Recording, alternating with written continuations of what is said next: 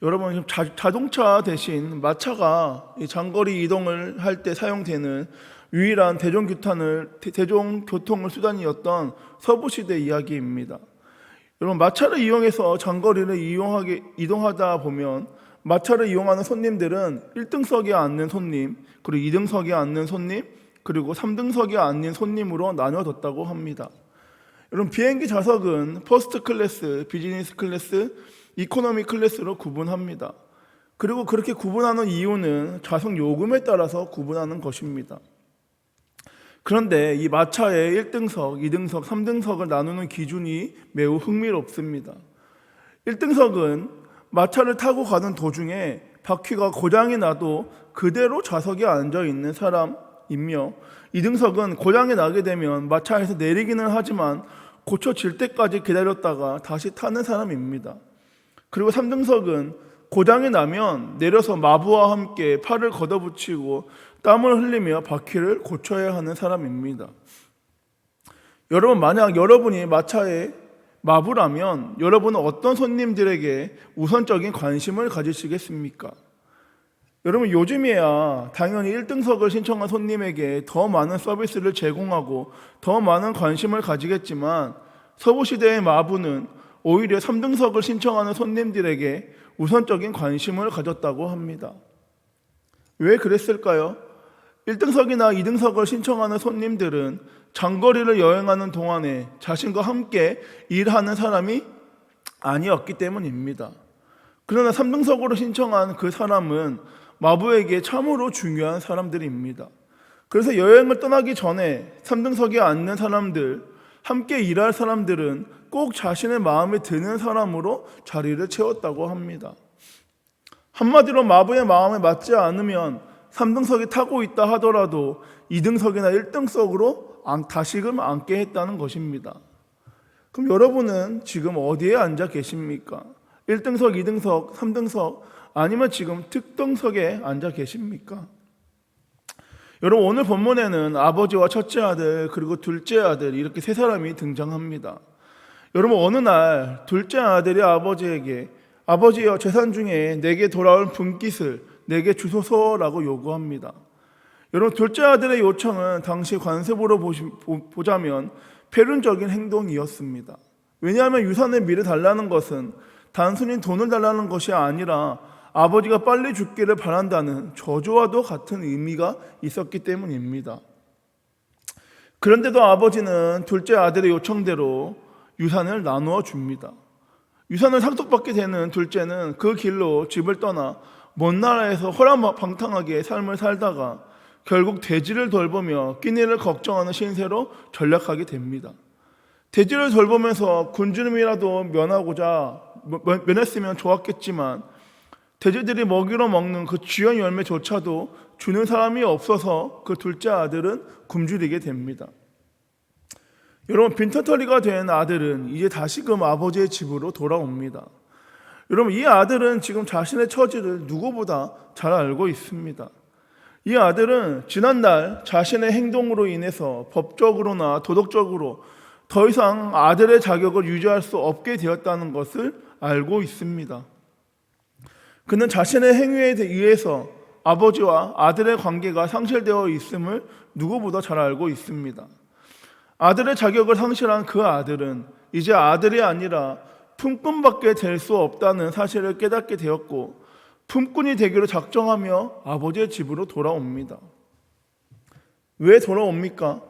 아버지의 집에 있는 품꾼들은 가난하지 않기 때문입니다.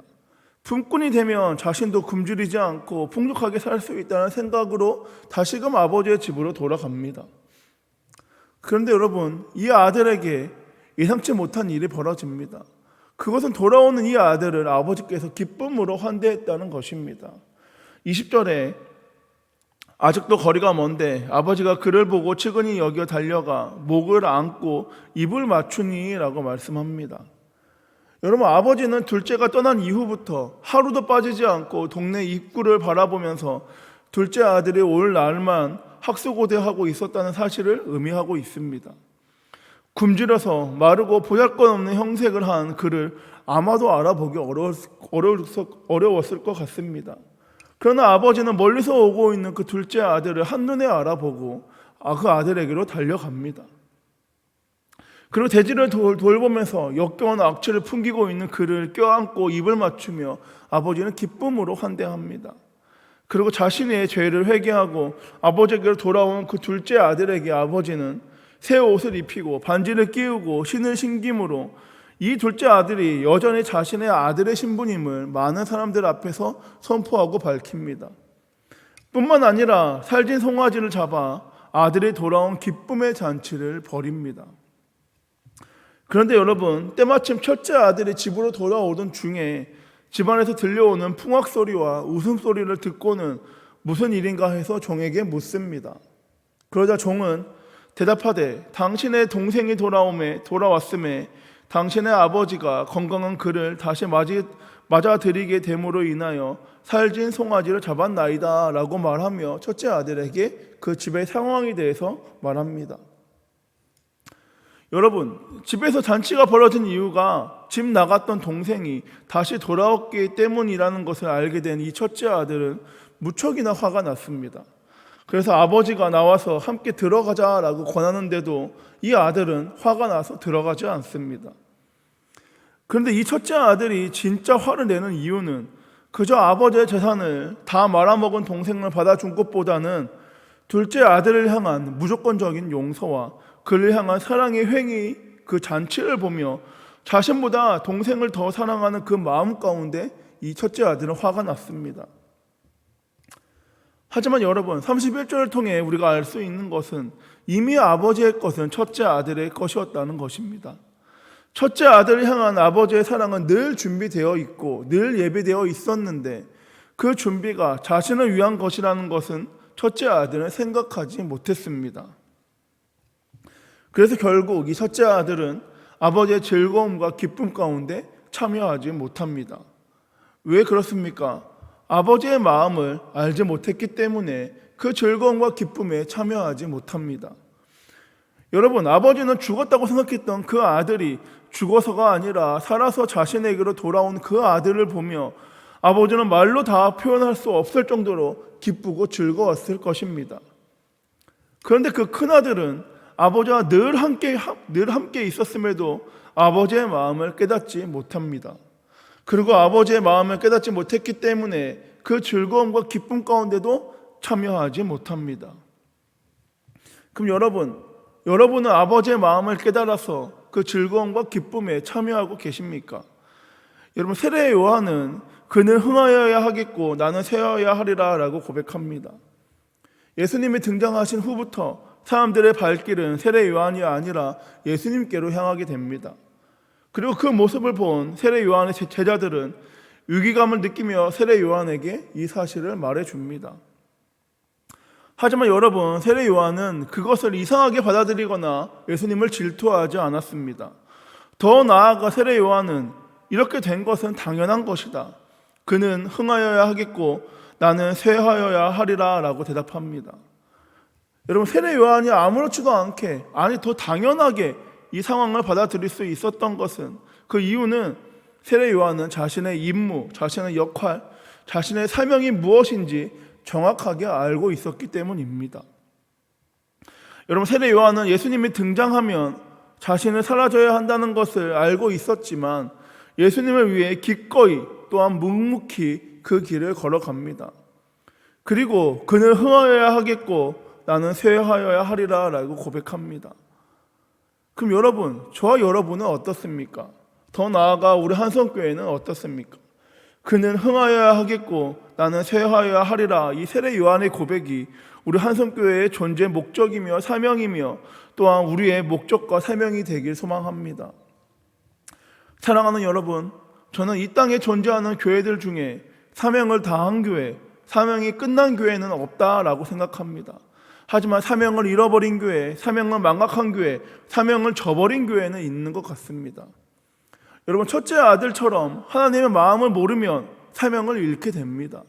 늘 예배하고 늘 찬양하고 늘 기도해도 그 안에 하나님의 마음을 깨닫지 못하게 된다면, 우리의 존재의 목적과 사명을 깨닫지 못하면 하나님을 원망하고 외면하게 됩니다.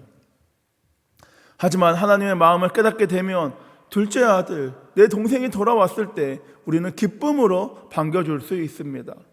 하나님의 마음을 깨닫게 되면 사람들이 나를 떠나 예수님께로 갔을 때 기쁨으로 그는 흥하여야 하고 나는 쇠하여야 하리라 라고 고백할 수 있습니다.